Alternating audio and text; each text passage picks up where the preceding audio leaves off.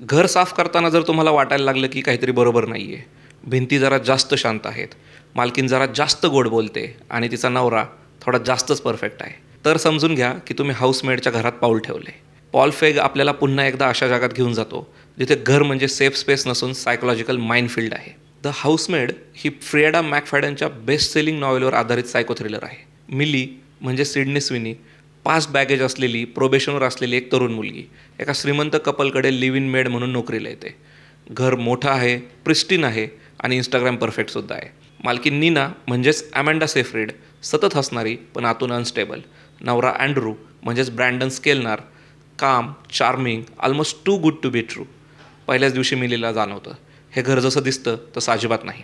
हा सिनेमा 90sच्या the hand that rocks the cradle, basic instinct आणि थोडासा सिम्पल फेवरचा कझन वाटतो.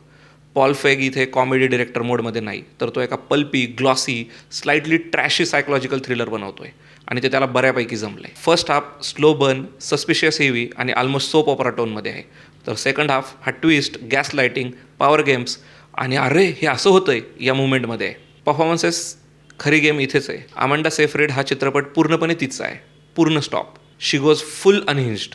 कधी फ्रेश राहील, कधी व्हिशियस, कधी चाइल्ड लाईक, कधी स्ट्रेट अप टेरिफाईंग. ती जेव्हा स्क्रीनवर असते तेव्हा बाकी सगळे जरा फेड होतात. She understands the camp, the madness, the satire आणि ती त्यात मज्जा घेते. सिडनी स्विनी फर्स्ट हाफमध्ये थोडी अंडरप्लेड वाटते, ऑलमोस्ट फ्लॅट, पण दुसऱ्या हाफमध्ये खास करून क्लायमॅक्सजवळ ती फायनली स्विच ऑन होते. प्रॉब्लेम असा की तिचा ट्रान्सफॉर्मेशन थोडासा सडन वाटतो, तरी फायनल ॲक्टमध्ये ती पकड घेते. ब्रँडन स्केलनार तो classic nice guy but may be not प्रकारातला आहे.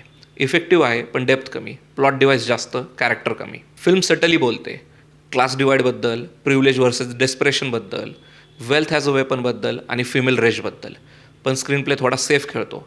खूप वेळा वाटतं अजून थोडं वाईल्ड असतं तर बरं झालं असतं. पॉल फॅग इथे कॅम्प फुली इम्प्रेस करत नाही, तो मध्येच थांबतो जिथे फिल्म खऱ्या अर्थानं मजेदार होऊ शकली असती. एडिटिंग थोडी अनइव्हन आहे, काही रिव्हिल्स खूप लवकरच टेलिग्राफ होतात.